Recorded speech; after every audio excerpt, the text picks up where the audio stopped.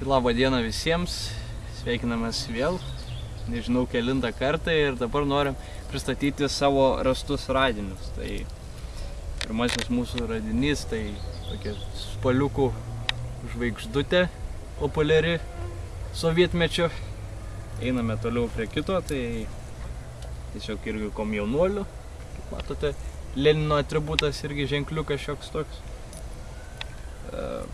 Trečiasis toks įdomus taip pat tai Lietuvos ženkliukas. O toliau tai eina vien seka tokių sovietinių monetų, tiktais viena išskirtinė, tai Kaizerinės Vokietijos 1908 metų.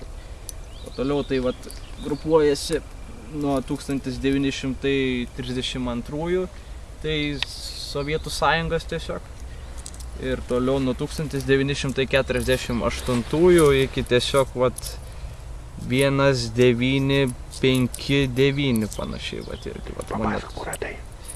Tai o radom tiesiog eidami po tą patį karjerą, kur radom fosilijas ir tenais upė pragraužė tiesiog pačią žemę ir net patys nesitikėdami tiesiog einam ir žiūrim, tiesiog ant pačios žemės gulėjo toksai krūva tokių monetų, visos pažoliausios, viskas, žodžiu.